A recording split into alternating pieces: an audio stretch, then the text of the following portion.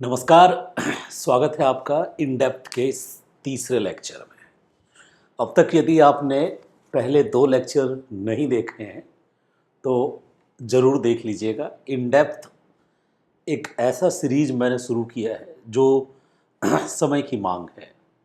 पहले जो हम लोग traditional topics, traditional most popular fact पढ़ लेते थे और वही फैक्ट एग्ज़ाम में दिख जाते थे, वो ज़माना अब चला गया। अब ऐसे रेयर फैक्ट्स को एग्ज़ाम में रखने की कोशिश आयोग कर रही है जो फैक्ट कहीं ना कहीं अनपॉपुलर होने के कारण या फिर आप कह सकते हैं कि ज़्यादा डेप्थ वाला नॉलेज होने के कारण, जिसको हम ये कह के त्याग देते थे कि इतना डेप्थ में नहीं पूछेगा। अब ये जो भ्रांति है, ये जो भ्रम है, ये टूट रहा है और अब हर कोई ये मान रहा है। खुद आयोग के जो सर्वे शर्वा हैं वो खुद इस बात को चीख चीख कर कह रहे हैं माइक पे कि सतही ज्ञान से काम नहीं चलेगा, डेप्थ में पढ़ना होगा। तो यदि आप रियल में टॉपिक को डेप्थ में पढ़ने के लिए इंटरेस्टेड हैं तो आप इन डेप्थ सीरीज का फर्स्ट पार्ट और सेकंड पार्ट ज़रूर देखिएगा। इतना प्रॉमिस है, काफ़ी कुछ नया जानने को मिलेगा, काफ़ी कुछ नया सीखने को मिलेगा। तो चलिए शुरू करते हैं आज का टॉपिक जो हमने कलेक्ट किया है। देखिए, सोर्सेस जो हैं मेरे पास डिफरेंट हैं। जितने सोर्सेस को आप मार्केट में देखेंगे वो सारे सोर्सेस मेरे इस टेबल पे अवेलेबल है। मेरा जो पोडियम है उस पर ओपन रहता है, तो आप सोर्सेस के लिए निश्चिंत रहिए।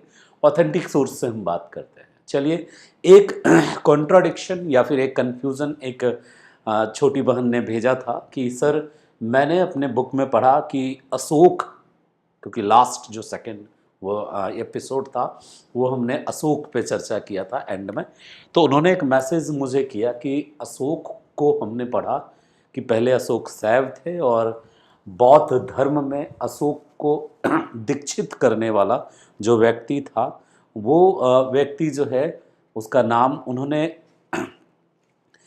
दूसरी पुस्तक में पढ़ा था। कौन सी पुस्तक है मैं ये भी बताऊंगा, निग्रोथ। तो यहीं से आज की क्लास शुरू करेंगे कि ये निग्रोथ और उपगुप्त में से कौन सही है।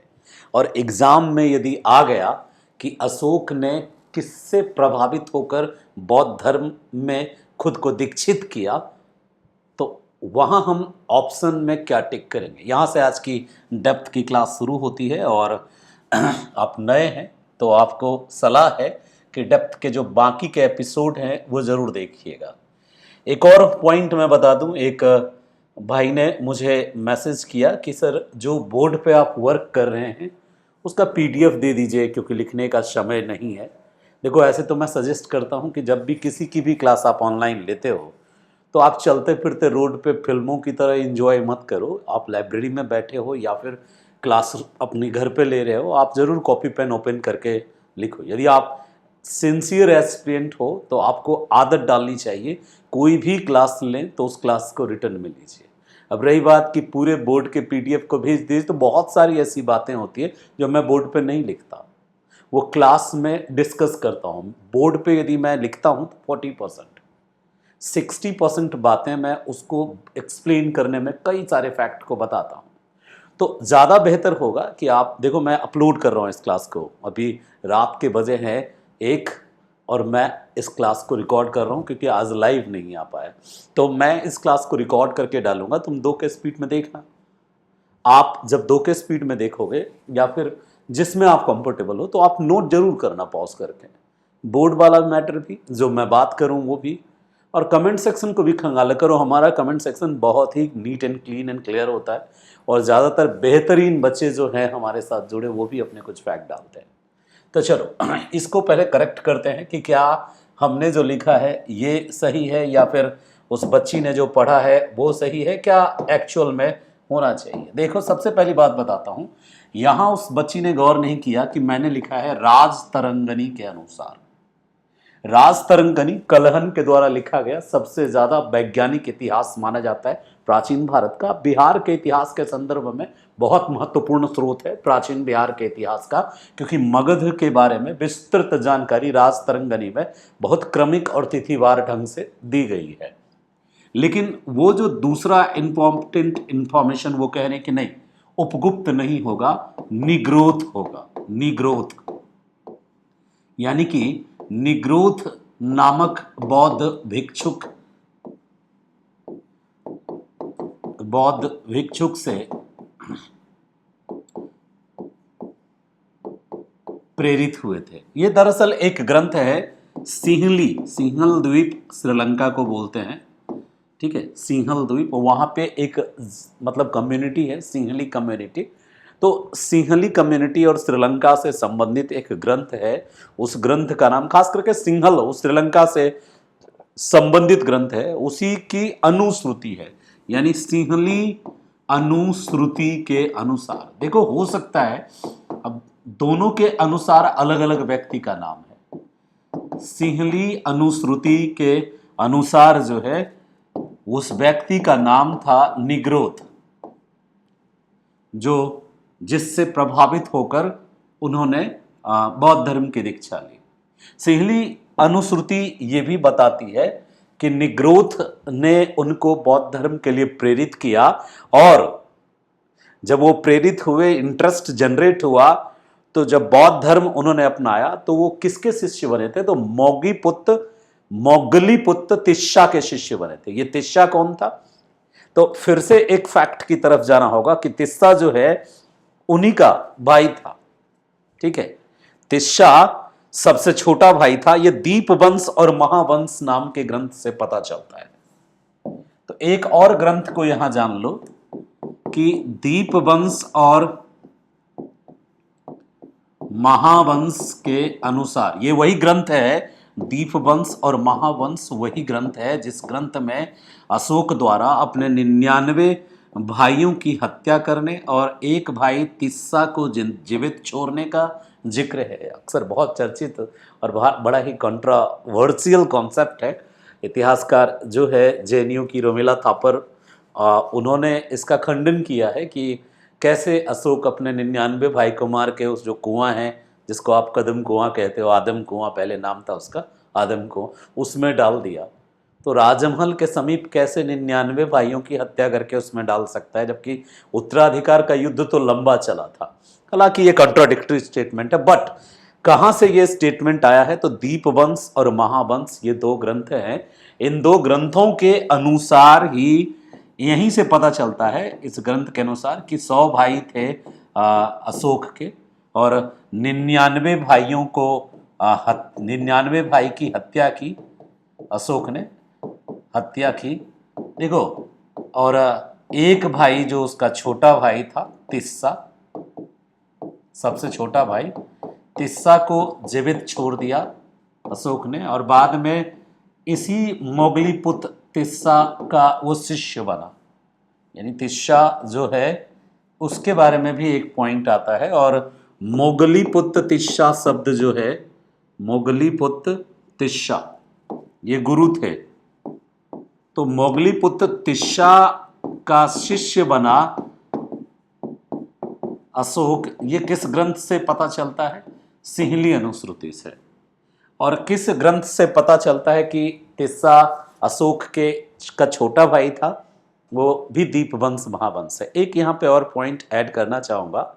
एक मेरे भाई ने कमेंट किया था कि सर आपने बताया 16 महाजनपदों की होने की जो चर्चा है वो दो पुस्तकों से, अंगुत्तर निकाय और भगवती सूत्र से पता चलता है, तो क्या इन 16 महाजनपदों की चर्चा दीपवंश और महावंश में भी है? मेरे प्यारे, दीपवंश और महावंश में 17 महाजनपदों की चर्चा थी, जबकि भगवती सूत्र और अंगुत्तर निकाय में 16 महाजनपदों की चर्चा है। भगवती सूत्र और अंगुत्तर निकाय को ही प्रामाणिक माना गया है। 17 महाजनपदों वाला कॉन्सेप्ट जो है वो सर्वमान्य नहीं है, इसलिए उसकी ज़्यादा चर्चा है। तो ये एक फैक्ट था जो मेरी एक छोटी बहन, आप में से ही कोई मधुलिका नाम है, वो बहन हमको मैसेज की थी कि भैया हम पढ़े थे कि बुद्ध धर्म की दीक्षा अशोक ने किससे ली? निग्रोथ से ली, जबकि आपने बताया कि उपगुप्त से ली। दरअसल उपगुप्त और निग्रोथ दोनों दो व्यक्ति है या दोनों एक ही व्यक्ति है, इसमें कन्फ्यूजन है। संभव है कि दोनों एक ही व्यक्ति हो और अलग अलग पुस्तकों में उसको अलग नाम से पुकारा हो। जैसे सिहली अनुश्रुति उसको निग्रोथ पुकारते हैं। निग्रोथ एक एक उपनाम है, मतलब एक उपाधि है। ऐसे ही निग्रंथनाथ कंठ के नाम से एक उपाधि दी जाती है जैन धर्म में, निग्रंथनाथ कंठ। तो वैसे निग्रोथ एक उपाधि है और जो मूल नाम है उपगुप्त है। अब एग्जाम में क्या करेंगे, यदि एग्जाम में आया तो ऑप्शन को देखेंगे और अपनी प्रतिउत्पन्न मतित्व क्षमता का प्रयोग करेंगे। यदि प्रश्न में स्पष्ट लिखा है कि राजतरंगनी के अनुसार अशोक किससे बौद्ध धर्म में दीक्षित हुआ, तो उत्तर में दिखे हमें उपगुप्त तो उपगुप्त लिखेंगे। यदि प्रश्न में लिखता है कि सिंहली अनुश्रुतियों के अनुसार अशोक ने किन से प्रभावित होकर बौद्ध धर्म की दीक्षा ली, तो हम बता देंगे वहां पे किन का नाम बताएंगे। बिल्कुल सही, निग्रोथ का नाम। और यदि आपसे ना राजतरंगनी लिखे और ना ही सिंहली अनुश्रुति लिखे, सीधे लिखे अशोक को बौद्ध धर्म में दीक्षित किसने किया, और ऑप्शन में उपगुप्त हो तो उपगुप्त मारेंगे, ऑप्शन में निग्रोथ हो तो निग्रोथ मारेंगे, और ऑप्शन में यदि दोनों हो तो ऐसा भी हो सकता है स्थिति। ठीक है, देखो ऐसी स्थिति होनी नहीं चाहिए, निग्रोथ और उपगुप्त दोनों नहीं देना चाहिए, कॉन्ट्राडिक्टरी है, तो वो क्वेश्चन जो है केस का विषय बनेगा और वो प्रश्न बीपीएससी को रद्द करना पड़ेगा, या फिर दोनों का नाम में ए भी देना होगा। तो बिल्कुल आप इसकी चिंता ना करें, ठीक है। हाँ, आगे चलते हैं अगले पॉइंट पे। तो मैंने पूरा स्पष्ट कर दिया कि इस पर्टिकुलर टॉपिक पे राजतरंगनी क्या कहती है, सिहली अनुश्रुति क्या करती है, दीपवंश महावंश क्या कहता है। देखो, मोगलीपुत्तिस्सा के शिष्य थे अशोक बौद्ध धर्म में, ये बात पता चलती है सिहली अनुश्रुति से। अब सिहली अनुश्रुति, अनुश्रुति शब्द मतलब जो सुनते सुनते एक पीढ़ी से दूसरे पीढ़ी ट्रांसफर होता है। तो सिहली द्वीप, सिंहल द्वीप श्रीलंका को कहते हैं। तो श्रीलंका में जो अनुश्रुतियां चलती आ रही है उसके अनुसार से ये जानकारी है। चलें आगे, चलो आगे चलते हैं नेक्स्ट टॉपिक पे। एक मिनट, तो यहाँ हमें एक बोर्ड ले लेना होगा। एक मिनट आपका समय लेंगे थोड़ा, बस।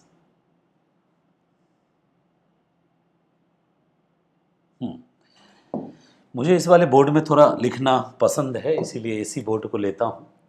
अब आगे चलते हैं अगले पॉइंट पे। हम यहाँ तक तो चर्चा कर दिए थे अशोक के बारे में। कुछ प्रश्न मेरे मन में ये आया कि बहुत इम्पोर्टेंट प्रश्न है ये, इसलिए इस पे मैं चर्चा कर रहा हूँ। प्रश्न है, चूंकि ये इन डेप्थ है, तो मौर्य शासनकाल में ही एक विद्वान हुआ करते थे पाटलिपुत्र के। मौर्य शासनकाल में पाटलिपुत्र के जो प्रमुख विद्वान थे उनसे कोई भी क्वेश्चन बन सकता है, ठीक है। तो मैंने उसको एक जगह अंडरलाइन किया है एक पुस्तक से, मौर्य दरबार के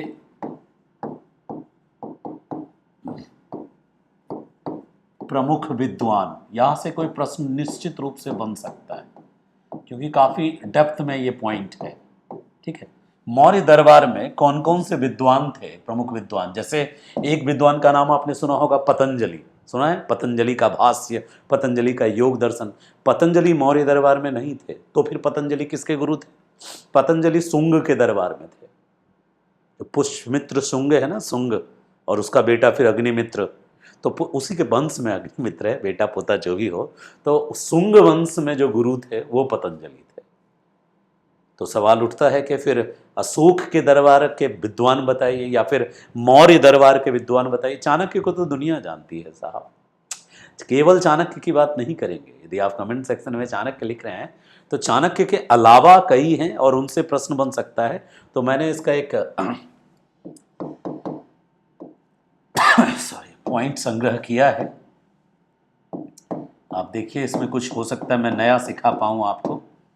पहला एक व्यक्ति हैं, विद्वान हैं, जिनका नाम है उपवर्षा। नाम सुना होगा आपने, उपवर्षा।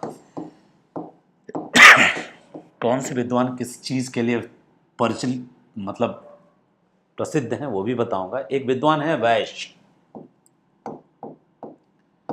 इसको याद रखिएगा, वैश्य, ये बहुत महत्वपूर्ण है, वैश्य। और तीसरे विद्वान हैं बैस के बाद पाणिनि। ठीक है, जिस पाणिनि को आप अष्टाध्यायी के लिए जानते हैं, पाणिनि मौर्यकालीन विद्वान थे और मौर्य के दरबार में भी कुछ समय इन्होंने दिया था, उसी काल के थे। चरक मौर्य काल के विद्वान थे, चरक। इनकी पुस्तकें भी बताऊंगा कि किन्होंने क्या पुस्तक लिखा है। और चरक के बाद है पिंगला, पिघल पी पिंगला, भाई पिंगला बोलते हैं इसको। पिंगल वत्स अलग है। हाँ, पिंगल वत्स जो था वो तो भविष्य वक्ता थे, तो पिंगला भी उसको उस नाम से। तो वो पिंगल वत्स जो थे वो बिंदुसार के दरबार में थे, तो वो भी इसमें आएंगे। पिंगल वत्स वो भविष्य वक्ता थे। ठीक है, वो अलग थे। तो ये छठे में पिंगल वत्स भी लिख सकते हैं आप, पिंगल वत्स वो अलग हैं, पिंगला अलग है। तो पिंगल वत्स तो भविष्य वक्ता थे ना, आजीवक संप्रदाय के थे। बिंदुसार भी आजीवक संप्रदाय को मानते थे। अशोक के जो पिता थे बिंदुसार, वो आजीवक संप्रदाय को मानते थे। और अशोक जो हैं वो जो है वो अलग थे। अशोक का पहले बौद्ध धर्म शैव थे अशोक पहले, बाद में वो बौद्ध हुए। अब वन बाय वन करके बात करते हैं। और मैंने कहा था रेयर फैक्ट ये है, वैस कौन थे? वैस पाणिनि के गुरु थे। देखो, पाणिनि मौर्य काल के महानतम विद्वान थे और पाणिनि की जो रचना है अष्टाध्यायी, ये पहले बीपीएससी पूछा करती थी, अष्टाध्यायी। ठीक है, अष्टाध्यायी संस्कृत का सबसे महानतम ग्रंथ माना जाता है अष्टाध्यायी। ये व्याकरण के का ग्रंथ है और इससे ज़्यादा श्रेष्ठ कोई ग्रंथ नहीं है व्याकरण में। संस्कृत व्याकरण का सर्वश्रेष्ठ ग्रंथ है अष्टाध्यायी। बाद में पाणिनि का अष्टाध्यायी को ही सरल किया था लघु सिद्धांत कौमुदी के रूप में वरदराज ने। तो पाणिनि का ग्रंथ जटिल ग्रंथ था और सारे व्याख्या जो व्याकरण के इन्होंने किए थे, महेश्वरी सूत्र के आधार पर पाणिनि ने पूरे व्याकरण की रचना की थी। पाणिनि शिव भक्त थे, बताया ना। मौर्य वंश में अशोक का काल जो था शुरुआत में बिल्कुल भगवान शिव के भक्ति में डूबा काल था। ठीक है, हालांकि चंद्रगुप्त मौर्य तो पूर्णतः जैन थे, उनका बेटा बिंदुसार आजीवक था, अशोक पहले शैव थे और फिर वो बने बौद्ध। तो मैं बात कर रहा हूं यहाँ पे कि अष्टाध्यायी जो था वो पाणिनि का था। पाणिनि एक बहुत बड़े से वक्त थे खुद, और जब वो ध्यान कर रहे थे तो ध्यान में 14 बार डमरू की ध्वनि उनको सुनाई दी थी और वो 14 डमरू की ध्वनि से ही इन्होंने अष्टाध्यायी ग्रंथ लिखा था। और उस 14 डमरू की ध्वनि को उन्होंने माहेश्वरी सूत्र कहा था। और वो सूत्र भी याद करते हैं लोग। अष्टाध्यायी मेरे पिताजी को पूरा अच्छे से आता था, लर्न था, वो मुझे भी कुछ कुछ बताते थे। तो जो माहेश्वरी सूत्र है बड़ा कठिन है याद करना, बट बचपन में जो चीज़ें याद हो जाती है बुढ़ापे तक याद रहती है। तो वो महेश्वरी सूत्र था, अयून रिलिडिक एओंग एओच हैवरट लन यंगवणनम झवें गडधस जब गडधस खप छठत चटतव कपय सचर हल। देखो, मैं आपको पाणिनि नहीं पढ़ा रहा हूँ, मैं पाणिनि का के जो गुरु थे, ये इंपॉर्टेंट है, आपको क्वेश्चन में पूछा जा सकता है। पाणिनि मोस्ट पॉपुलर है, लेकिन पाणिनि के गुरु का नाम किसी को नहीं पता होता है। ठीक है, पाणिनि के गुरु भी मौर्य जो दरबार थे, वो दरबार की शोभा थे, बैश। और बैस ने एक पुस्तक भी लिखी है, ये पुस्तक का नाम यहाँ पे अवेलेबल नहीं है। बस बैस को आप इसलिए याद रखिए क्योंकि ये पाणिनि के गुरु थे, एग्जाम में इसी आधार पे आ सकता है। इनमें से कौन महर्षि पाणिनि के गुरु थे? तो बैस गुरु थे और मौर्य साम्राज्य के महानतम विद्वान थे।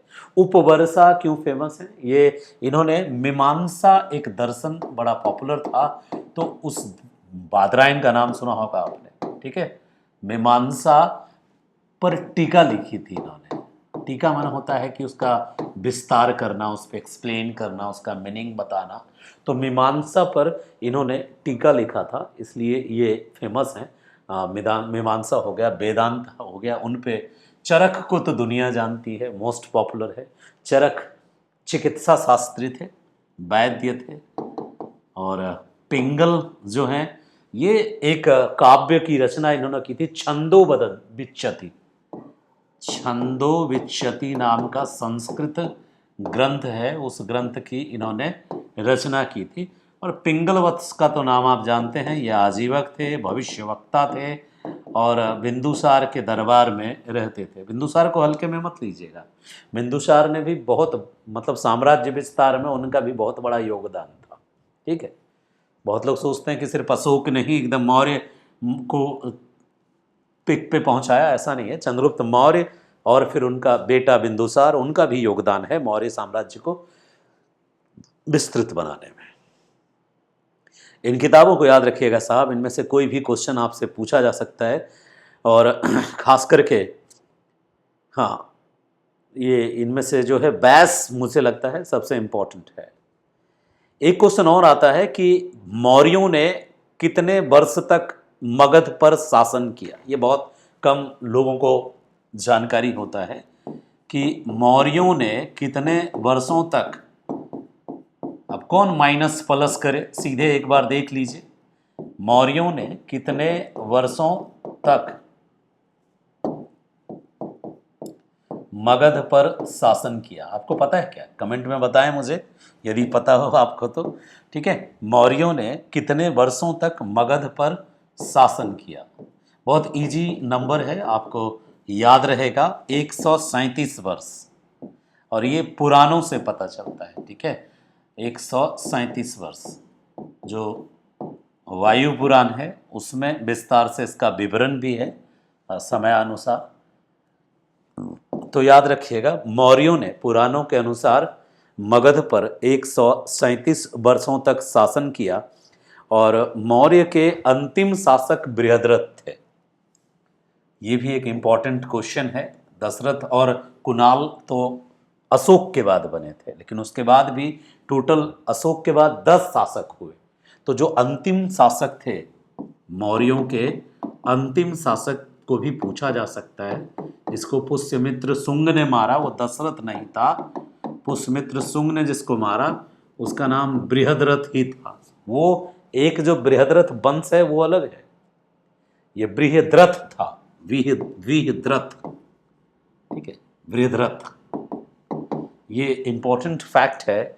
अल्टर और रेयर फैक्ट इसमें से मुझे लगता है बैस, बहुत कम लोग बैस से परिचित होंगे। ठीक है, चलिए अब हम बात करेंगे अगले पॉइंट पे, और अगला महत्वपूर्ण पॉइंट है, मुझे ऐसा लगता है कि अशोक के शिलालेखों से कई क्वेश्चन और बन सकते हैं। पिछले क्लास में हमने अशोक के नाम पर एक डिफाइन किया था कि कहाँ से कौन नाम आया। आज की क्लास में हम अशोक के जितने भी महत्वपूर्ण लेख, अभिलेख और स्तंभ हैं उन पर एक कलेक्शन हमने आपके लिए कलेक्ट किया है। चलिए हम अशोक के जो अभिलेख हैं उन पर एक नोट्स प्रैक्टिस करते हैं। जो मोस्ट रेयर और डेप्थ के क्वेश्चन हैं उनको जरूर देखिएगा। एक क्वेश्चन आ सकता है, यहीं से हम शुरू करते हैं आपसे। आप में से सब लोगों ने रामपुरवा अभिलेख के बारे में पढ़ा होगा, रामपुरवा स्तंभ पढ़ा होगा, कई बार क्वेश्चन आया है। यदि ये पूछा जाए कि वर्तमान में रामपुरवा स्तंभ कहाँ है, तो बहुत लोग कहेंगे कि रामपुरवा पश्चिमी चंपारण में है। नहीं, क्वेश्चन में सिर्फ वर्तमान लगा दिया जाए ना तो पूरा उत्तर बदल जाता है कि वर्तमान में रामपुरवा, अशोक का जो रामपुरवा स्तंभ लेख है वह कहाँ स्थित है। ये देखो, वर्तमान में लग गया, प्रश्न बदल गया। अशोक का रामपुरवा स्तंभ लेख बड़ा फेमस है, रामपुरवा स्तंभ लेख कहाँ स्थित है।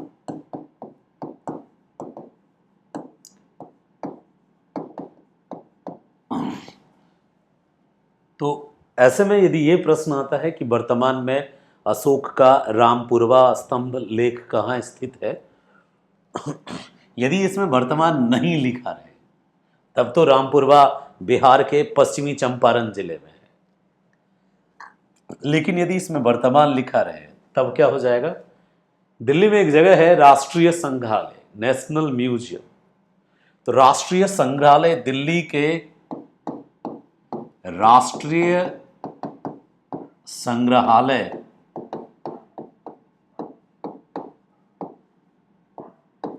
दिल्ली के प्रवेश द्वार पर स्थित है।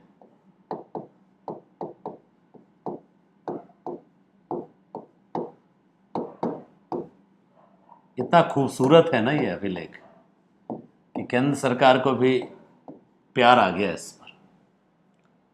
ठीक है, वर्तमान शब्द जुड़ता है, साहब याद रखिएगा, वर्तमान शब्द जुड़ता है तो राष्ट्रीय संग्रहालय दिल्ली के प्रवेश द्वार पे होगा। और यदि आपके मन में सवाल आ रहा है कि रामपुरवा कहाँ है, तो रामपुरवा मिला था चंपारण से, बिहार के पश्चिमी चंपारण जिले में रामपुरवा स्थित है। तो यहाँ हम जानबूझ के थोड़ा रेयर फैक्ट पे चर्चा कर रहे हैं जिस पर ध्यान नहीं दिया गया। रामपुरवा बिहार के पश्चिमी चंपारण जिले में है और वहाँ से ये स्तंभ अब वर्तमान राष्ट्रीय संग्रहालय दिल्ली के प्रवेश द्वार की शोभा बढ़ा रहा है। चलो, इस सेक्शन में हम जितने भी स्तंभ लेख और अभिलेख से रिलेटेड क्वेश्चन बनता है उन सब को देखते हैं। उसमें से कुछ रेयर और कुछ थोड़ा डिफरेंट होना चाहिए, ये मेरी कोशिश है। एक क्वेश्चन और है यूनिक सा, ये भी हम पहले ही चर्चा कर लेते हैं कि अशोक द्वारा निर्मित सिंह शीर्ष स्तंभ, लेख रहित सिंह शीर्ष स्तंभ, यूनिक क्वेश्चन है ये। ठीक है, अशोक द्वारा, सम्राट अशोक द्वारा निर्मित या द्वारा स्थापित सिंह शीर्ष या लेख रहित, उसमें कुछ लिखा हुआ नहीं है, लेख रहित है वो, सिंह शीर्ष है, शीर्ष पर एक सिंह बैठा हुआ है, शेर बैठा हुआ है, और सिंह शीर्ष स्तंभ कहाँ स्थित है? हो सकता है आपको पता हो, लेकिन मुझे लगा कि थोड़ा सा आपके लिए नया हो सकता है। आंसर है वैशाली। वैशाली जिले में लेख रहित सिंह शीर्ष स्तंभ स्थित है, इसलिए ये अपने आप में एक इम्पॉर्टेंट क्वेश्चन है। ये भी रेयर फैक्ट है, इसको भी मैंने थोड़ा अद्भुत तरीके से पेश किया कि हो सकता है ऐसे प्रश्न बनाए जा सकते हैं। एक और ऐसा ही क्वेश्चन है जो यूनिक है, वो ध्यान दीजिएगा। ठीक है,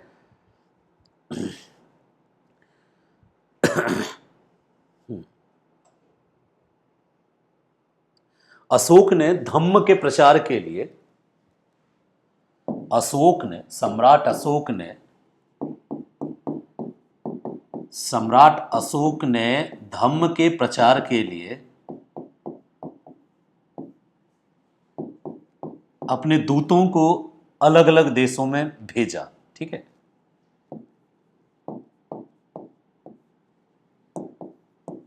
तो धम्म के प्रचार के लिए दूतों को भेजने का जिक्र किन अभिलेखों में है? धम्म के प्रचार के लिए दूतों को भेजने का जो जिक्र है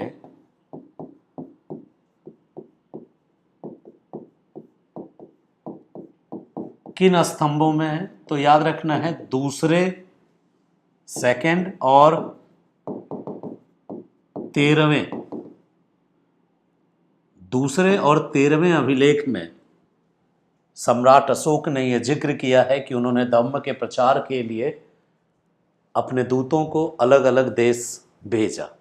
यह भी प्रश्न बन सकता है कि किस अभिलेख में इसका जिक्र है। और अशोक ने खुद भी धम्म यात्राएं की। दूतों को भेजने का जिक्र किस में मिलता है? दूसरे और 13वें अभिलेख में। और अभी ना हम अशोक पे इतनी बात क्यों कर रहे हैं?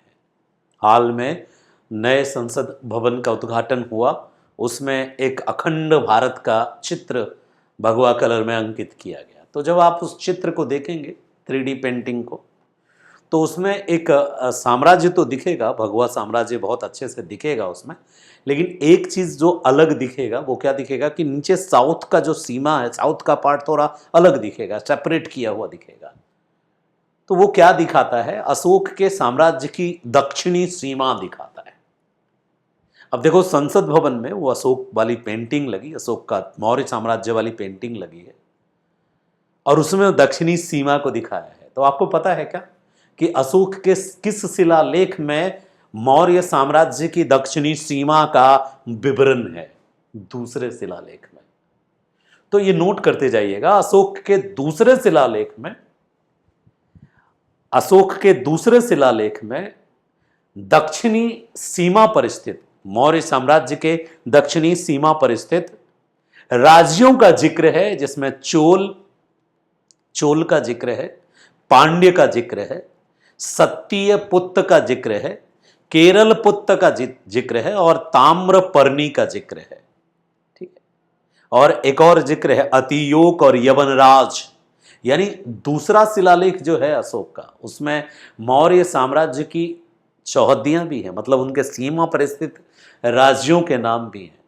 तो दक्षिण भारत में जिन राज्यों के का जिक्र हुआ है वो है चोल, पांड्य, सतीयपुत्र, केरलपुत्र और ताम्रपर्णी। तो ये नाम हैं जो नीचे दक्षिण में राज्य थे। ये भी क्वेश्चन बन सकता है।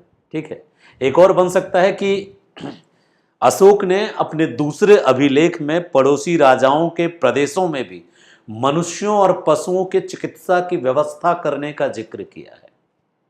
यानी पड़ोसी राजाओं के यहाँ पे भी मनुष्य या पशु बीमार होते थे तो उनकी चिकित्सा का जिक्र दूसरे अभिलेख में अशोक ने किया है। सवाल उठता है सर दूसरा और 13वां का तो कुछ कुछ पता चल गया कि दूसरा में अशोक ने क्या किया है, तो पहला में अशोक ने क्या, 13वें में क्या किया है, पहला अभिलेख में क्या है, ये बहुत इंपॉर्टेंट है पहला वाला। तो हम ना उन अभिलेखों को भी नोट डाउन करते जाएंगे क्योंकि उस पर प्रश्न बन सकते हैं। ठीक है। तो 1 बाय 1 करके हम उन अभिलेखों की थोड़ी चर्चा करेंगे। हाँ, तो सबसे पहले चर्चा कर लेते हैं कि पहला अभिलेख में क्या है या पहला शिलालेख। तो पहला शिलालेख सबसे महत्वपूर्ण है, एग्जाम में आ सकता है। क्या? पहला शिलालेख जो अशोक का पहला शिलालेख है, प्रथम लेख कहते हैं, इसमें जीव हत्या पर निषेध का वर्णन किया गया है। तो क्वेश्चन आ सकता है कि जीव हत्या पर निषेध,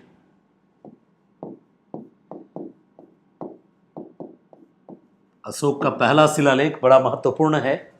कहाँ से मिला था अशोक का पहला शिलालेख? ये भी अपने आप में इंपॉर्टेंट क्वेश्चन है। शिलालेखों से भी कई प्रश्न बनते हैं। अशोक के टोटल 14 शिलालेख हैं, 7 स्तंभ लेख हैं। तो टोटल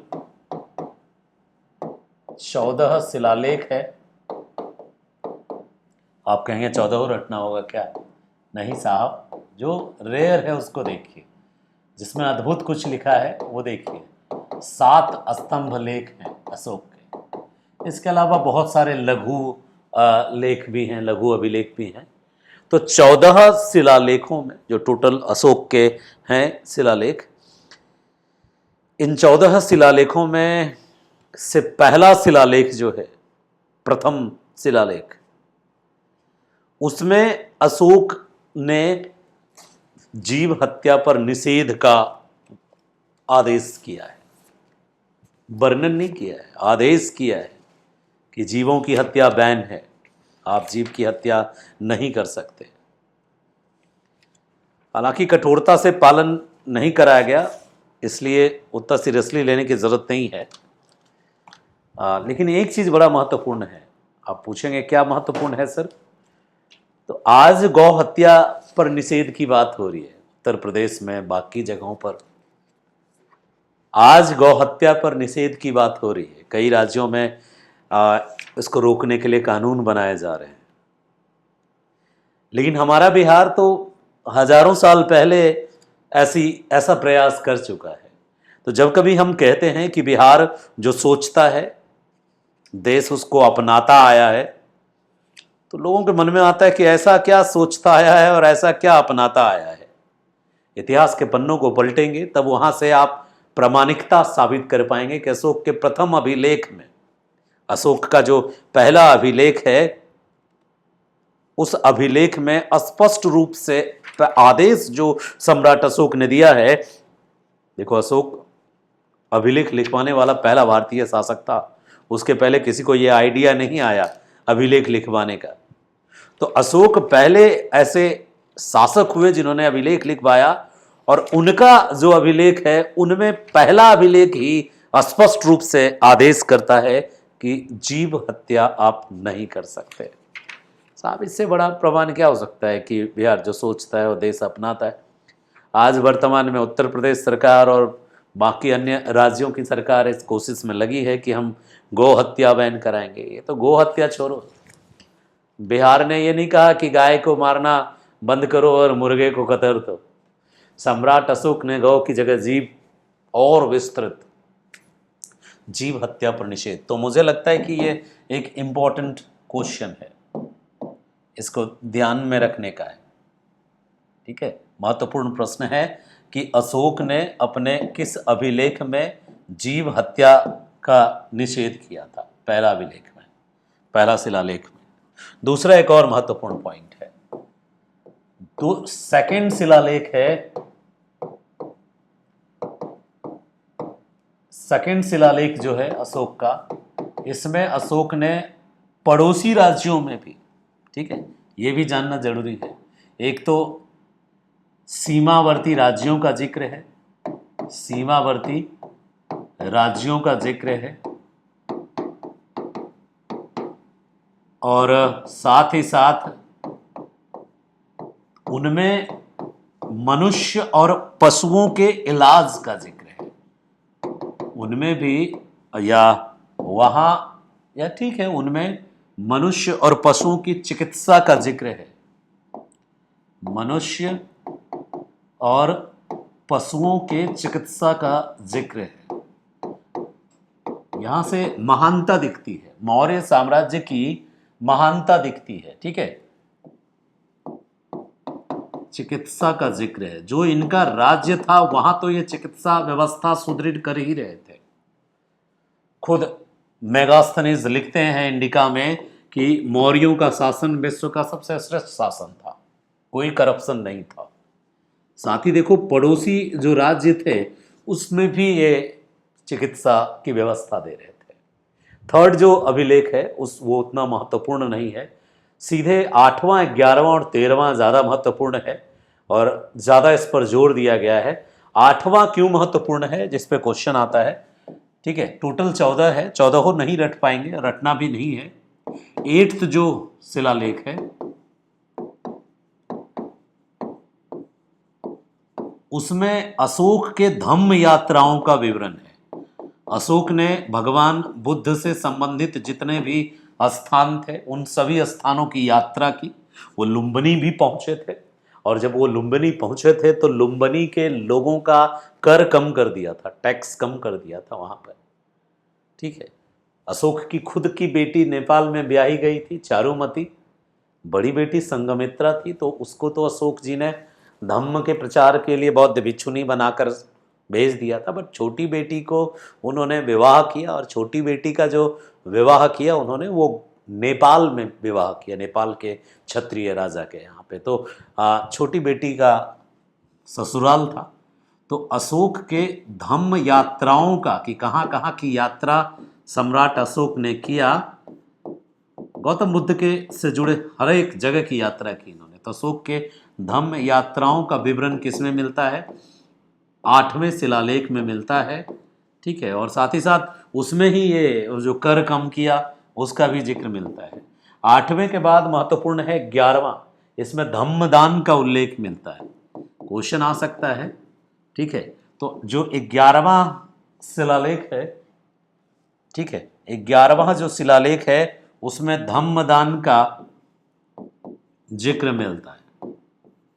धम्मदान का यानी लोगों को धम्म में दीक्षित करने के लिए, या धम्म के लिए दान कह सकते हैं, धम्मदान का जिक्र है। और जो सबसे ज़्यादा महत्वपूर्ण था वो मैंने यहाँ बताया, ये जिसको ब्लू बॉक्स में डाला है, ये मोस्ट इम्पॉर्टेंट है। बाकी जितने भी स्तंभ लेख हैं, अभी इसके बाद का जो पेज होगा उसमें स्तंभ लेख पे मेरी पूरी चर्चा रहेगी, तो स्तंभ लेख भी आपको याद हो कराने की कोशिश रहेगी। रिवीजन है, देख लीजिए। 11वां के बाद महत्वपूर्ण है सीधे 13वां। 13वां सबसे महत्वपूर्ण है, पहला और 13वां, ठीक है।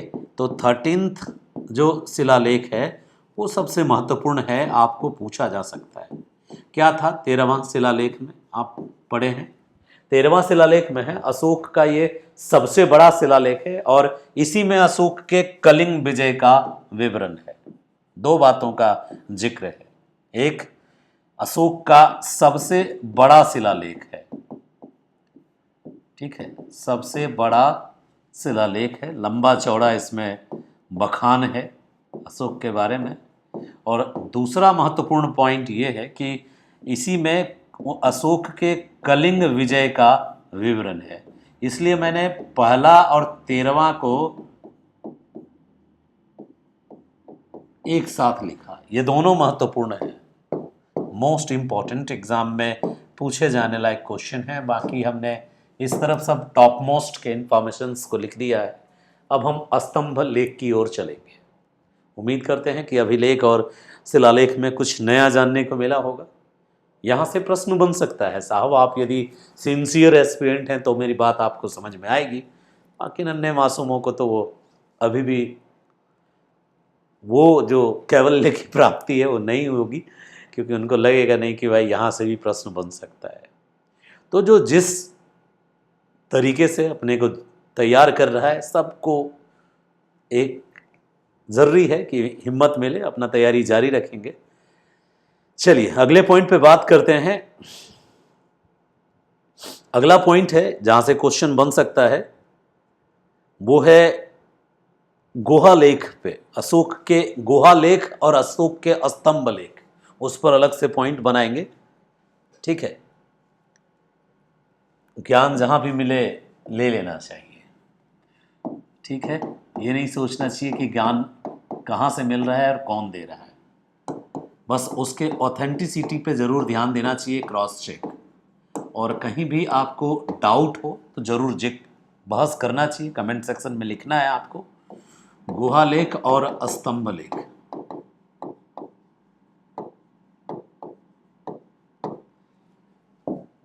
अब इस पे थोड़ी सी चर्चा कर लेते हैं और इसके बाद सीधे मैं फिर प्राचीन बिहार के इतिहास में और प्राचीन भारत के इतिहास में, दोनों में अशोक और मौर्य साम्राज्य बहुत महत्वपूर्ण है, इसलिए मैं इस पर थोड़ा समय दे रहा हूँ।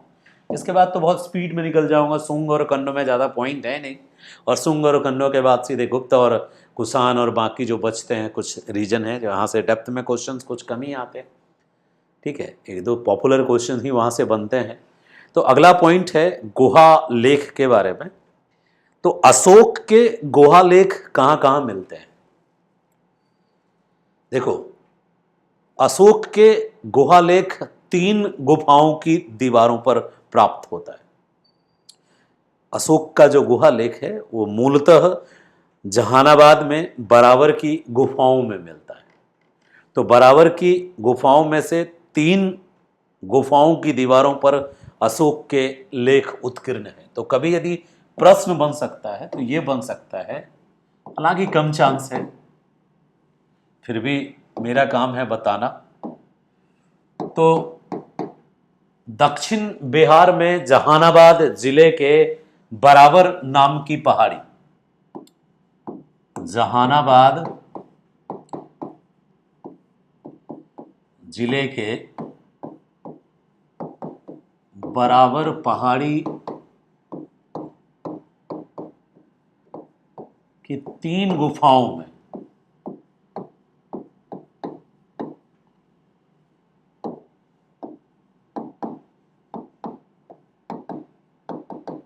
अशोक के गुहा लेख मिलते हैं। अब यहां से कोई प्रश्न नहीं बनता है, लेकिन उन गुफाओं के नाम महत्वपूर्ण हो जाते हैं। बराबर की पहाड़ियों में कई गुफाएं हैं। आपने नाम सुना होगा सुदामा गुफा का, आपने नाम सुना होगा, कई सारे गुफाओं का नाम सुना होगा। सुदामा गुफा ज़्यादा पॉपुलर है क्योंकि अशोक ने अपने शासन के 12वें वर्ष में जहानाबाद में स्थित बराबर की पहाड़ी में सुदामा गुफा का निर्माण कराया था, लेकिन सुदामा गुफा उन्होंने आजीवकों को दान दे दिया। ये क्वेश्चन यहाँ से बन सकता है। ठीक है, इसका जिक्र करने के पीछे का मेरा मेन रीजन यही था कि अपने शासन के 12वें वर्ष में, ये इंपॉर्टेंट पॉइंट है, अपने शासन के 12वें वर्ष में वो गुफा में यही अंकित है, ठीक है, जो सुदामा गुफा है, कि अशोक ने, सम्राट अशोक ने अपने शासन के 12वें वर्ष में सुदामा गुफा का निर्माण कराया था। याद रखना, क्वेश्चन कभी कभी ऐसे भी आ सकता है कि सुदामा गुफा का निर्माण अशोक ने अपने शासन के कैवें वर्ष में किया था, या सुदामा गुफा का निर्माण किसने कराया था। तो अपने शासन के 12वें वर्ष में सुदामा गुफा का निर्माण कराया था बराबर की पहाड़ियों में, और निर्माण कराने के साथ ये अशोक बौद्ध धर्म को नहीं दिया, उसके पिता आजीवक को मानते थे, तो ये आजीवकों को अशोक ने ही दान किया। ये अशोक के सर्वधर्म समभाव को दिखाता है, अशोक के सर्वधर्म समभाव को दिखाता है कि जो व्यक्ति खुद शैव था और बौद्ध हो गया, फिर भी जो गुफा बनाया 12वें वर्ष में, तो वो आजीवकों को दान कर दिया। यानी अन्य संप्रदायों का सम्मान करना भी अशोक के कैरेक्टर की एक विशेषता थी। ठीक है, तो ये अपने आप में एक इम्पॉर्टेंट क्वेश्चन है, क्योंकि कोई भी लोग सोचेगा कि अशोक तो बौद्ध थे, अशोक तो शैव थे, तो फिर वो गुफा बनाए होंगे तो किसको दान करेंगे, बौद्ध को। लेकिन नहीं, उन्होंने 12वें वर्ष में इन्होंने जो गुफा बनाई, सुदामा गुफा, उसी बराबर की पहाड़ी में वो आजीवकों को दान कर दिया। ठीक है, हालांकि गुफाएं और भी हैं, कौन कौन सी गुफाएं हैं वहाँ पे बराबर की पहाड़ी में, ये भी अपने आप में महत्वपूर्ण है। और कुछ गुफाएं इन्होंने भी बनवाई, क्या नाम था उनका, बिंदुसार के टाइम पे भी कुछ गुफाएं बनी। ठीक है, क्योंकि बिंदुसार आजीवक संप्रदाय के सबसे मेन पिलर थे। एक इतिहासकार हैं लामा तारानाथ, उन्होंने अपनी पुस्तक में बिंदुसार के बारे में लिखा है कि उन्होंने 16 राज्यों पर विजय प्राप्त की थी और उनका साम्राज्य अरब सागर से बंगाल की खाड़ी तक विस्तृत था। तो जान लीजिए कि बिंदुसार भी अपने आप में एक महान और वीर शासक हुए थे। ठीक है, एक क्वेश्चन अल्टर है लेकिन आपको पूछ सकता है, ये स्तंभ और गुहा लेख से संबंधित नहीं है, थोड़ा रेयर क्वेश्चन है, कि बिंदुसार के किस मंत्री ने अशोक को गद्दी पाने में मदद की। अल्टर क्वेश्चन अक्सर मैं ऐसे ही लिखता हूं, बिंदुसार नहीं बनाना चाहता था अशोक को शासक, तो बिंदुसार किसको शासक बनाना चाहते थे, बिंदुसार किसको शासक बनाना चाहते थे, यह भी एक इंपॉर्टेंट क्वेश्चन है। बिंदुसार किसको शासक बनाना चाहते थे, सुसीम को। ठीक है, याद रखिएगा, बिंदुसार अपना जो उत्तराधिकारी बनाना चाहते थे वो सुसीम को बनाना चाहते थे। सुसीम बड़ा भाई था अशोक का, लेकिन अशोक ने बिंदुसार की बात नहीं मानी, और जिस समय राज्याभिषेक होने वाला था सुसीम का, उस समय कहाँ का गवर्नर थे अशोक, उज्जैन के गवर्नर थे। एक बार विद्रोह हुआ था तक्षशिला में, तो तक्षशिला का विद्रोह दबाने के लिए भी अशोक को ही भेजा था बिंदुसार ने। तो दो बातें याद रखनी है, अशोकावदान नाम की पुस्तक से पता चलता है कि तक्षशिला में बिंदुसार के शासनकाल में विद्रोह हुआ था और बिंदुसार ने सम्राट अशोक, मतलब उस समय अशोक उज्जैन के गवर्नर थे, तो उनको ही भेजा था तक्षशिला विद्रोह दबाने। चुटकियों में दबा दिया था साहब विद्रोह। ताकतवर योद्धा थे, डरते थे लोग इनसे। तो फिर अशोक जब सुसैन का, सुसीम बोलते हैं, सुसैन ने सुसीन, तो सुसीम को जब उत्तराधिकारी घोषित किया बिंदुसार ने, तो विद्रोह लाजिमी था। अशोक अपने को प्रबल दावेदार मानते थे। तो क्वेश्चन आता है कि अशोक को शासक बनाने में बिंदुसार के किस मंत्री ने, किस मंत्री ने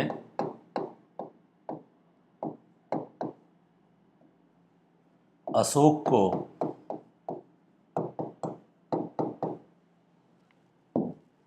बिंदुसार के किस मंत्री ने अशोक को शासक बनने में मदद की?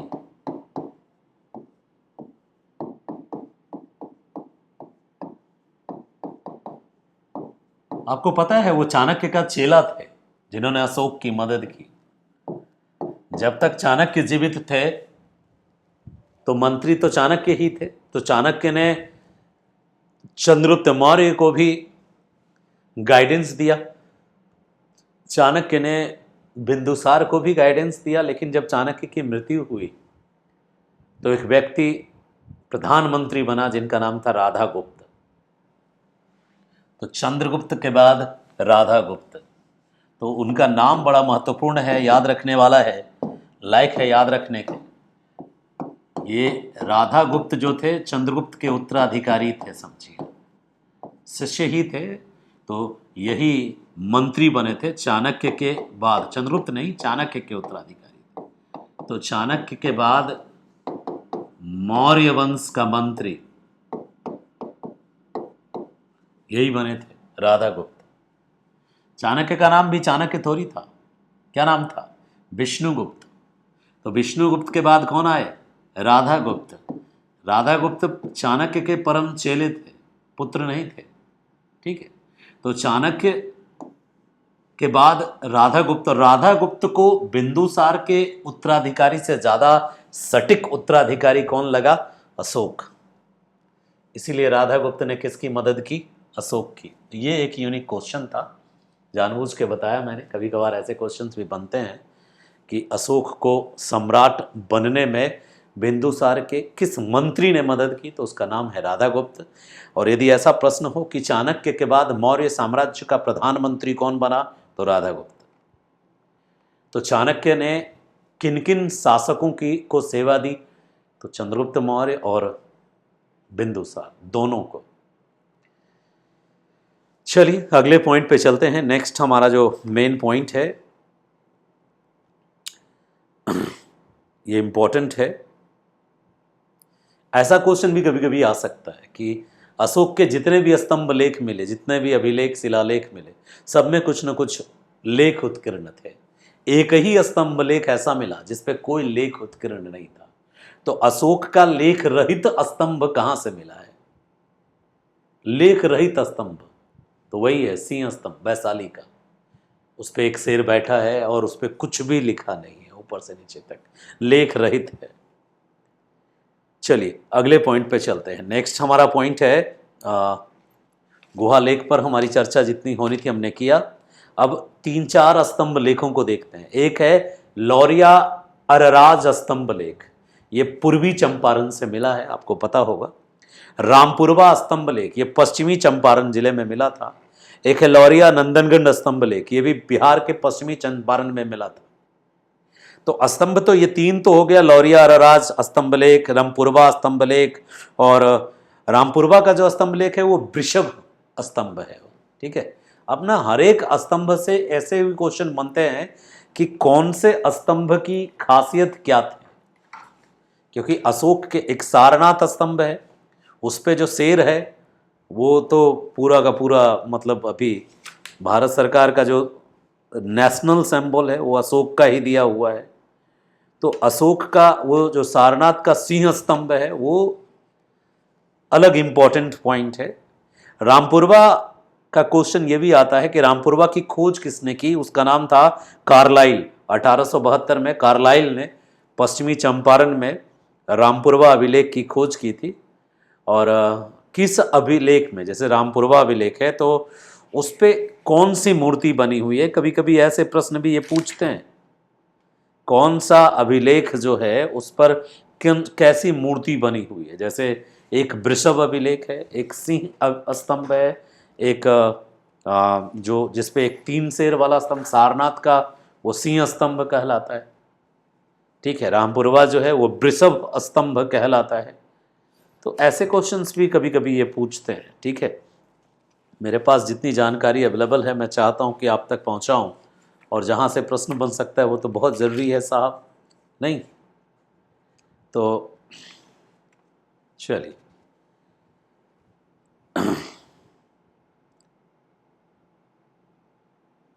कभी कभी ये भी पूछता है कि जो फेमस अभिलेख हैं कौन सा कहाँ है। तो अब तक अभिलेख जो मिले हैं टोटल, लघु स्तंभ और पूरे अभिलेख 40 अभिलेख मिले हैं। छोटे बड़े सबको मिला दिया जाए तो टोटल जो हम अभी लिख रहे थे ना, बड़े स्तंभ टोटल कितने हैं? 14। जबकि बड़े और छोटे स्तंभ, यहाँ पे बड़े लिखने बहुत जरूरी है, मतलब बड़े शिलालेख जो है 14 हैं। लेकिन यदि कुल अब तक मिले कुल शिलालेख की बात किया जाए तो 40 अभिलेख, अब तक 40 शिलालेख मिला है टोटल। और पहला शिलालेख जो मतलब जो था वो कहाँ से मिला था? वो धौली से मिला था, उड़ीसा के पुरी जिला में है, धौली में। और दूसरा शिलालेख मिला था शहबाज गढ़ी का, वो पाकिस्तान के पेशावर में है। एक और शिलालेख मिला था मानसहेरा का, ये हजारा ज़िले में है। मानसहेरा भी वही पाकिस्तान में ही है, शहबाज गढ़ी भी पाकिस्तान में है। कालपी अभिलेख है, ये वर्तमान उत्तरांचल यानी उत्तराखंड के देहरादून में है कालपी अभिलेख। जौगढ़ अभिलेख है, उड़ीसा के जौगढ़ से मिला था। एक है सोपरा अभिलेख है, ये महाराष्ट्र के थाने से मिला था। एरागुडी अभिलेख है, आंध्र प्रदेश के करनूल से मिला था। गिरनार अभिलेख है, काठियावाड़ में जूनागढ़ के पास मिला था। एक रूपनाथ अभिलेख है जो मध्य प्रदेश के जबलपुर से मिला था। गुजरी अभिलेख है, मध्य प्रदेश के दतिया से मिला था। भबरू अभिलेख है, राजस्थान के जयपुर जिले के विराटनगर के बैराट से मिला था। मास्की अभिलेख है, रायचूर जिले से मिला है। सासाराम अभिलेख है तो शाहाबाद जिले से मिला है। स्थान भी देखिए, किताबें बहुत सारी अवेलेबल है मार्केट में, और उसी आधार पे यदि देखा जाए तो आपको सूचनाएं तो बहुत होंगी। आएगा क्या प्रश्न ये जानना है। ज़्यादातर किताबों में पॉपुलर प्रश्न ज़्यादा है। ठीक है, जो काम लायक प्रश्न है वो जो अब पूछे जा रहे हैं, ऐसे प्रश्नों की संख्या कम है। तो हमने आज आपको एक इन्फॉर्मेशन जान के रिवाइज कर दिया अशोक पे। अब अगले पॉइंट की तरफ चलते हैं। देखो, जल्दी जल्दी भागने का वक्त आ गया है तो जल्दी जल्दी भी ले चलते हैं आपको। थोड़ा टाइम हम इधर ले रहे थे, अशोक के अभिलेखों पे बात की मैंने। कुछ आप लोग और भी देखेंगे, इसके जो स्तंभ लेख हैं वो मैंने सिर्फ बोल दिया, लेकिन उसको रिवीजन करना है। जितने भी स्तंभ लेख हैं, जैसे लौरिया नंदनगढ़ है, रामपुरवा है और लौरिया आराराज है, तो इन स्तंभों की अलग अलग विशेषता है। ठीक है, एक बुक आती है बड़ी प्यारी सी, eminence of Bihar, cultural eminence, पतली सी किताब है वो। उसमें इन सारे अभिलेखों की और स्तंभ लेखों के इमेजेस भी हैं, कलरफुल बुक है। अक्सर मैं यहीं पे रखता हूँ, अभी दिख नहीं रहा है, और मैं अक्सर लोगों को प्रेरित करता हूँ कि एक बार यदि आप बीपीएससी की तैयारी करते हैं तो पतली सी बुक आती है इमिनेंस ऑफ बिहार करके, इंग्लिश में है लेकिन, बट उसमें ना इमेजेस जो कलरफुल हैं वो माइंड में स्टे कर जाते हैं।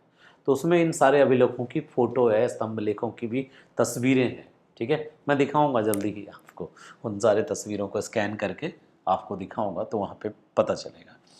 चलिए अब अगले पॉइंट पे चलते हैं। अब मौर्य वंश के अंतिम प्रतापी शासक हुए अशोक, और अशोक के मृत्यु के बाद तीक्षरक्षिता पावर में आई, और उसके बाद उनका बेटा दशरथ पूर्वी हिस्से पे शासन किया और पश्चिमी हिस्से पर पद्मावती का बेटा कुणाल जो अंधा कर दिया गया था उसने शासन चलाया।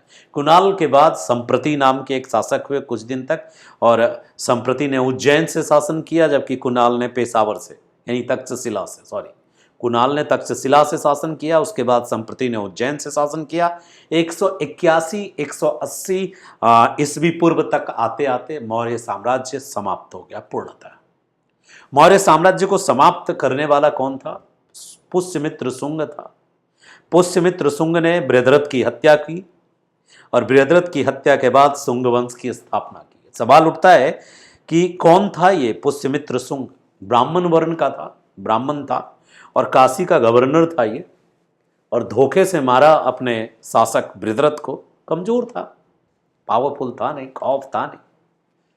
तो खौफ नहीं होगा तो हावी हो जाते हैं लोग। तो फिर जब इसने मार डाला किनको? बृहद्रथ को, और तब तक मौर्य साम्राज्य भी कमजोर हो चुका था, टूट चुका था। पश्चिमी वाले पे तो संप्रति था कुछ समय तक, लेकिन वो भी धीरे धीरे टुकड़ा हो गया, उसमें भी कई स्वतंत्र शासक आ गए। पूर्वी वाले पे इसने कब्जा तो किया पुष्यमित्र शुंग ने, लेकिन जब पुष्यमित्र शुंग का शासन स्थापित हुआ तो इसके अंतर्गत केवल मध्य गांगेय घाटी और चंबल नदी का क्षेत्र था। तो एक क्वेश्चन बन सकता है कि शुंग वंश में मौर्य साम्राज्य का विस्तार कहां से कहां तक था? तो शुंग वंश में मौर्य साम्राज्य का विस्तार गंगा से चंबल के बीच में था, बस। गंगा और चंबल, गंगा घाटी और चंबल घाटी, बस यही दो क्षेत्र था। एक बहुत महत्वपूर्ण क्वेश्चन बनता है, इससे महत्वपूर्ण तो कोई क्वेश्चन हो ही नहीं सकता साहब, एकदम यूनिक क्वेश्चन है। क्या? किसके शासनकाल में या कब, किसके शासनकाल में या किस वंश के शासनकाल में कलिंग ने मगध विजय की? कलिंग के राजा खारवेल ने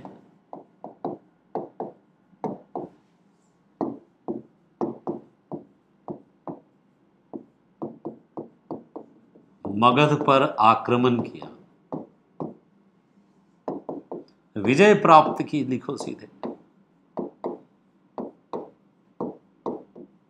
देखिए जो शुंग थे वो ब्राह्मण वर्ण के थे और उनमें शासन और वो वाला गुण नहीं था क्षत्रियों वाला।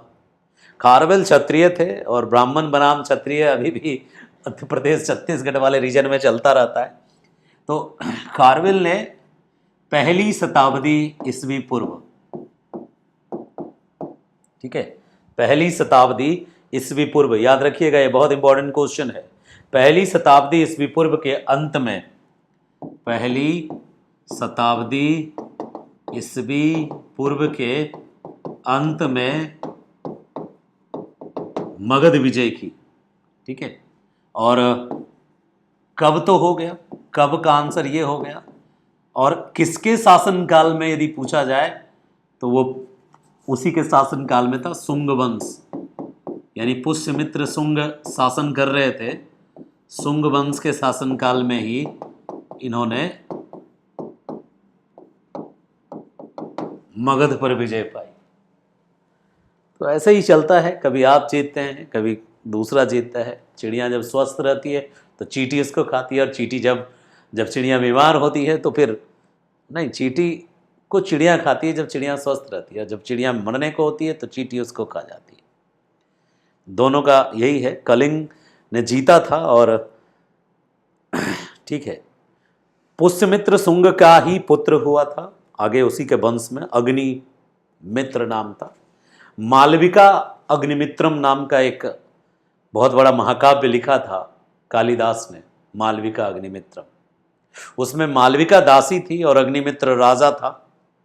तो इसी राजा के बारे में बाद में एक महाकाव्य के रूप में लिखा था उन्होंने। एक और बात है, शुंगों के राज दरबार में पतंजलि रहते थे, पतंजलि ही गुरु थे, और मनुस्मृति का संकलन भी शुंगों के राज दरबार में हुआ था। कट्टर ब्राह्मण थे साहब ये लोग, ऐसा वैसा ब्राह्मण नहीं थे। तो शुंगों से संबंधित दो बातें याद रखनी है। क्या? पहली बात तो यह याद रखनी है कि शुंग वंश यानी ब्राह्मण वंश, शुंग वंश यानी ब्राह्मण वंश। देखो, भले ही समय खराब था इसलिए मगध को ज़्यादा ये विस्तृत नहीं कर पाए, बहुत आक्रमण हुआ इनके टाइम पे और इन्होंने रक्षा करने की कोशिश की, इसीलिए इनका जो साम्राज्य था वो सीमित रहा। कहाँ से कहाँ तक रहा? गंगा घाटी और चंबल घाटी, बस गंगा घाटी प्लस चंबल घाटी, इतने में ही इनका साम्राज्य रहा। बाकी साम्राज्य इनके हाथ से निकल गया। हालांकि फिर जब इनके वंश में एक जो प्रसिद्ध शासक हुए थे, आपको पता है ना, वो अग्निमित्र, तो उनके टाइम पे साम्राज्य का थोड़ा विस्तार हुआ था। दो ही शासक प्रसिद्ध हैं इसके, एक हैं पुष्यमित्र शुंग, जिसने जो संस्थापक हैं, इसको हत्यारा कहते हैं इसलिए क्योंकि इन्होंने बौद्ध धर्म के अनुयायियों की हत्या की, सामूहिक हत्या, बहुत बड़े लेवल पे नरसंहार किया इन्होंने, बहुत सारे स्तूपों को तोड़ा, बहुत सारे मूर्तियों को तोड़ा, यानी बौद्ध धर्म का विनाशक था ये। बौद्ध भिक्षुओं की हत्या कराई, निर्दोष भिक्षुओं को मार डाला, यानी कट्टर ब्राह्मणिकल सिस्टम था। हत्या करवाई इसने, स्तूप तोड़े इसने।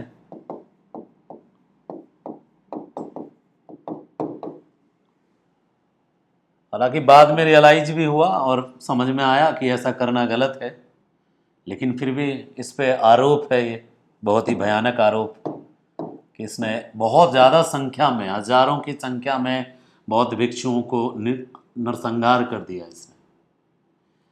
अब इनके जो मंत्री थे, ठीक है, शुंग वंश के जो गुरु थे, समझो कुलगुरु, उन कुलगुरुओं को भी जानना जरूरी है थोड़ा।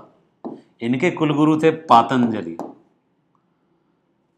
इन कुलगुरु जी को तो कम से कम समझाना चाहिए था कि भाई हत्या मत करो, कम से कम।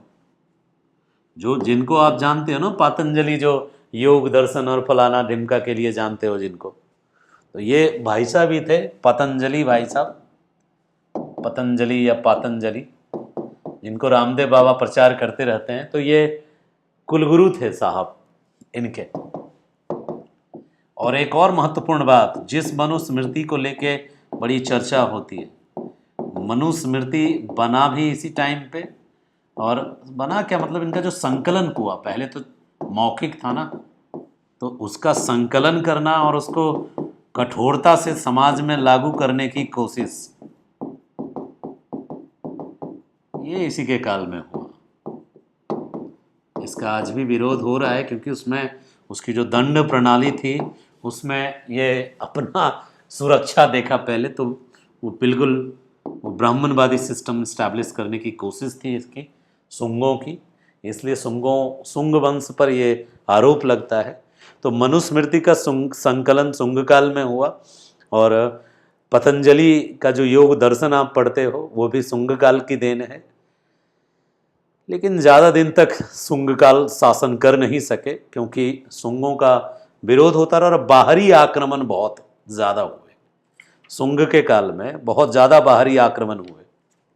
अग्निपुत्र के टाइम पे यूनानियों ने अटैक किया था, हालांकि यूनानियों को अग्निपुत्र जीत लिया था, वही अग्निमित्र, और जब जीता था अग्निमित्र यूनानियों में, पहली बार इतना बढ़िया जीत मिला था तो अश्वमेघ यज्ञ किया था। याद रखिएगा, शुंगों के शासनकाल में पहली बार यानी 2 बार अश्वमेघ यज्ञ हुए, ये भी एक यूनिक क्वेश्चन है। शुंगों के शासनकाल में 2 बार अश्वमेघ यज्ञ हुए।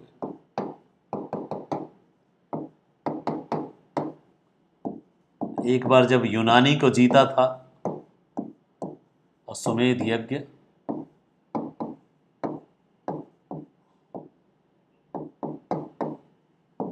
ये इंपॉर्टेंट पॉइंट है। अश्वमेध यज्ञ वो यज्ञ होता था इसमें घोड़ा निकलता था, रामायण में सुना होगा, भगवान राम ने भी अश्वमेध यज्ञ किया था। तो अश्वमेध यज्ञ जो है 2 बार हुआ, और बस इतना काफ़ी है। इसके अलावा ये जो जिस यूनानी को हराया था उसका नाम था डेमिट्रियस। सुंग काल में पटना पर अटैक किया था यूनानियों ने, डेमिट्रियस। ठीक है, मौर्यों का मित्र था तो सुंगों ने मौर्यों का नाश कर दिया। तो जाहिर सी बात है कि अपने मित्र की जगह लेने की कोशिश कर रहा था ये, हालांकि अग्निमित्र ने हरा दिया। कुल मिलाकर के अंतिम शासक याद रखिएगा, सुंग वंश का अंतिम शासक था देवभूति। ठीक है, ये भी लास्ट इंपॉर्टेंट क्वेश्चन है। प्रसिद्ध शासक एक तो पुष्यमित्र सुंग हुए, इसके अलावा दूसरे प्रसिद्ध शासक कौन हुए? एक का नाम था अग्निमित्र, वही अग्निमित्र है जो मालविका अग्निमित्र में आप देखते हो। तो अग्निमित्र एक नाम है। ठीक है, इसके अलावा अंतिम शासक का नाम कभी कभी पूछता है, तो अंतिम शासक हुए देवभूति। क्वेश्चन क्या आ सकता है मैं ये बताना चाहता हूं। अल्टर क्वेश्चन ये आ सकता है, मनुस्मृति का संकलन, कुलगुरु यूनिक क्वेश्चन है। इन सब से तो कई बार पूछ दिया क्वेश्चन। ठीक है, इनसे बौद्ध धर्म के प्रति जो असहिष्णुता की नीति है उस पर कई बार क्वेश्चन पूछ दिया। देवभूति अंतिम शासक था, नहीं पूछेगा। अग्निमित्र प्रसिद्ध शासक था, पूछ सकता है। 2 बार अश्वमेध यज्ञ हुआ, एक बार जब यूनानियों को जीता तब, और एक बार और इन्होंने किया था अश्वमेध यज्ञ जब इन्होंने जलांधर और साकल को जीता था। यानी अग्निमित्र ने साम्राज्य को सयालकोट तक ले गया था, जलांधर तक ले गया था, साकल तक ले गया था, यानी पश्चिमी क्षेत्र पर कुछ क्षेत्रों को ये जीता था अग्निमित्र। तब उस समय भी जब जब ये जीता तब तब ये बौद्ध ये अश्वमेध यज्ञ किया। अब बात आती है यदि सुंग में इतने ही इंपॉर्टेंट फैक्ट हैं तो कन्नों का भी कुछ इंपॉर्टेंट फैक्ट जानना चाहिए आपको ना। अब कन्नों के इंपॉर्टेंट फैक्ट बहुत कम है, कन्नौ इजिली हो जाएगा। कन्नो वंश भी ब्राह्मण वंश था और इसने देवभूति की हत्या की और उसको मार के इन्होंने कब्जा कर लिया शासन पर। भाई का दुश्मन भाई वाली बात हो जाती है, लालच, कुर्सी का लालच साहब। तो कन्नो वंश की स्थापना हुई 75 ईसा पूर्व में। कन्न वंश की स्थापना उन्हीं के सचिव ने की, वसुदेव नाम था सचिव का, वो भी ब्राह्मण थे। तो देवभूति के सचिव थे वसुदेव, और वसुदेव ने हत्या कर दी देवभूति की और बैठ गए गद्दी पर, खुद को घोषित कर दिया राजा। और कन्न वंश के बारे में ज़्यादा जानकारी नहीं है, कन्न अभी ब्राह्मण थे और पुराणों में ही केवल उपलब्ध है इसकी जानकारी, क्योंकि पुराण में तो सभी वंशों का विवरण है ना, तो कन्नों का भी विवरण है। इंपॉर्टेंट क्वेश्चन ये है कि मगध राज्य सिर्फ पाटलिपुत्र तक सीमित रह गया था। तो क्वेश्चन कभी कभी आ जाता है कि किस वंश के शासनकाल में मगध का राजनीतिक प्रभुत्व समाप्त हो गया था, या मगध राज्य केवल पाटलिपुत्र तक सीमित रह गया था, मतलब केवल पटना ही था जो मगध का था और कुछ भी इनका नहीं था। तो किस वंश के शासन में मगध केवल पाटलिपुत्र तक सीमित हो गया था? ऐसा प्रश्न आ सकता है, किस वंश के शासन में मगध केवल पाटलिपुत्र तक सीमित हो गया था? तो वो कन्न वंश के शासन में। मतलब पूर्णतः आप समझिए कि पॉलिटिकली डेथ हो गई थी, इंपॉर्टेंस खत्म हो गया था मगध का, और मगध पर आक्रमण हो रहे थे लगातार। तो कन्नौज को इनकी गद्दी से किसने हटाया? आंध्र सातवाहन नाम सुना होगा आपने, आंध्र सातवाहन, आपने ना ऐसा नाम सुना है? गौतमी पुत्र सातकर्णी, ऐसा सुना होगा आपने, जो अपने नाम के आगे अपनी माताओं का नाम लगाते थे। ऐसे शासकों ने अटैक किया और अटैक करके इनको अपदस्थ कर दिया। लेकिन आंध्र सातवाहनों ने कन्नौ का विनाश किया, कन्नौ वंश को खत्म कर दिया, लेकिन उन्होंने शासन नहीं किया मगध पे, क्योंकि वो आंध्र क्षेत्र के थे तो अपने क्षेत्र पे ही लौट गए। तो फिर लावारिस हो गया मगध। इस लावारिस मगध को वारिस मिला कब? जब कुषाण नरेश कनिष्क ने पाटलिपुत्र पर आक्रमण किया, अटैक किया। अभी तक पाटलिपुत्र से बौद्ध धर्म को सुंगों और कन्नों ने नष्ट कर दिया था, इज्जत नहीं थी बौद्ध धर्म की। और कुषाण कनिष्क वो कट्टर बौद्ध थे, और जब कनिष्क ने आक्रमण किया पाटलिपुत्र पर, तो पाटलिपुत्र में जो कुछ भी उनको बौद्ध धर्म का बचा हुआ मिला, जैसे मौर्य साम्राज्य में एक जगह पर उनको गौतम बुद्ध का वो भिक्षा पात्र मिला, जल पात्र बोलते हैं, तो जल पात्र ले गया उठा के। तो ये क्वेश्चन बन सकता है क्या कि कब कनिष्क ने पाटलिपुत्र पर आक्रमण कर बुद्ध का जलपात्र और अश्वघोष को अपने दरबार पुरुषपुर, वही पेशावर को पुरुषपुर कहते हैं, तो कनिष्क की राजधानी जो थी, जहां से कनिष्क पहले शासन करता था, वो पुरुषपुर थी, पेशावर, वहां से अटैक करने आया ये पाटलिपुत्र। और पाटलिपुत्र पर अटैक करके कनिष्क ने, अब जीतता आया इस क्षेत्र को, पाटलिपुत्र पर अटैक करके कनिष्क ने यहां से लूटने के नाम पे क्या लूटा, तो बुद्ध का जलपात्र और बुद्ध के बौद्ध साहित्य के विद्वान अश्वघोष को अपने साथ ले गया। तो कुषाणों की अधीनता कण्व के बाद हुई। यदि कण्व के बाद कौन आए गद्दी पर, कोई पूछे आपसे, तो आप बता सकते हैं कि कुषाण आए, कनिष्क आया। और ये पूछा जाए कि कुषाण का शासक, कण्व वंश का कोई शासक का नाम, तो वसुदेव नाम था। कण्व वंश का शासक जो संस्थापक थे वसुदेव थे। वसुदेव के बाद कितने कण्व वंश के शासक हुए, इसका कोई जिक्र नहीं मिलता है किसी भी पुस्तक में, क्योंकि छोटे से साम्राज्य का क्या लिखा जाएगा इतिहास। तुम्हारे मोहल्ले तक तुम्हारा साम्राज्य है तो तुम्हारे मोहल्ले का इतिहास कौन पढ़ेगा साहब। तो कण्व का शासन सिर्फ पाटलिपुत्र तक ही था।